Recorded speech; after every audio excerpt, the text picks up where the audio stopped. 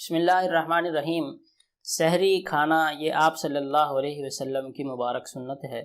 بعض لوگ ایسے کرتے ہیں کہ رات دیر تک جاگتے رہے، 12-1 بجے تک، 2 بجے تک، پھر اس کے بعد سحری کھائی اور پھر ویسے ہی سو گیا، اور فجر کی نماز بھی انا للہ قضا ہو گئی یا آخری ٹائم پہ اٹھ کے پڑھ لی، تو انہوں نے سنت کو چھوڑا ہے۔ سحری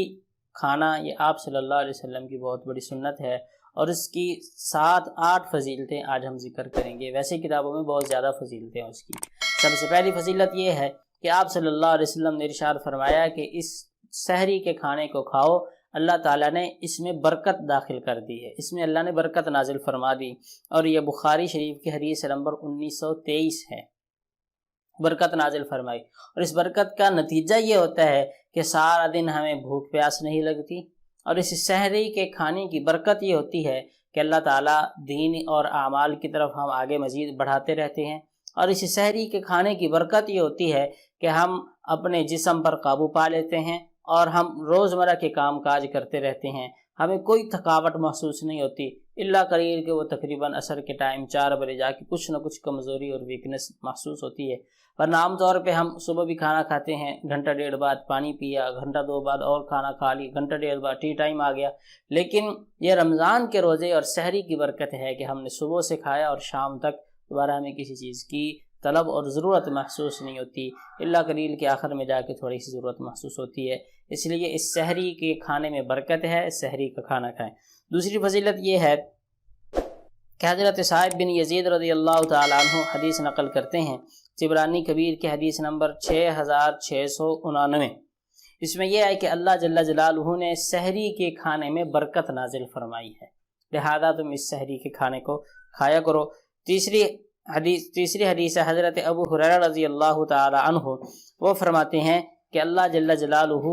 اور حضور صلی اللہ علیہ وسلم دونوں نے ہی سحری کے لیے برکت کی دعا فرمائی ہے، چنانچہ انہوں نے دعا ذکر کی، اللہم صلی علی المتسحرین، یا الہ العالمین، جو سحری کرنے والے ہیں ان پر رحمت نازل فرما، ان پر برکت نازل فرمائے۔ سحری کھانے والوں کے لیے آپ صلی اللہ علیہ وسلم نے برکت کی دعا فرمائی ہے۔ اور ایک تیسری حدیث یہ ہے، آپ صلی اللہ علیہ وسلم تشریف فرما تھے، اور سامنے ایک کوئی اور شخص آیا تو آپ نے فرمایا آؤ کھانا کھاؤ، سحری کھاؤ، یہ اللہ تعالیٰ نے تمہارے لیے حلال کر دی ہے۔ پچھلی امتوں میں یہ سحری نہیں تھی، پچھلی امتوں میں اصول یہ تھا کہ جو شام کے کھانے سے پہلے رات کو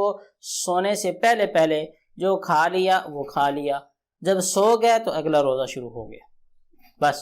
اگلا روزہ شروع ہو گیا۔ اب دوبارہ اگر اٹھ گئے تو اٹھنے کے بعد کسی چیز کے کھانے کی کوئی اجازت نہیں ہے، لیکن یہ آپ صلی اللہ علیہ وسلم کی دعاؤں کی برکت ہے، اور آپ صلی اللہ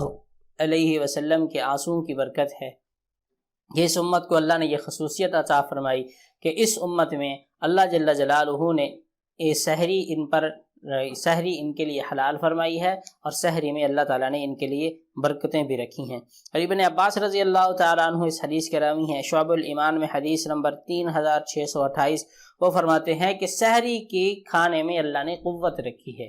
اس سحری کے کھانا کھاؤ، اس سے تمہاری قوت مزید بڑھے گی، اور اس کی وجہ سے اللہ تعالیٰ تمہارے سارے دن کے کام کاج بھی بآسانی پورے فرمائیں گے۔ اس لیے سحری کے کھانا یہ سنت ہے، بے شک 2 لقمے لے لیں، بے شک تھوڑا سا پانی پی لیں،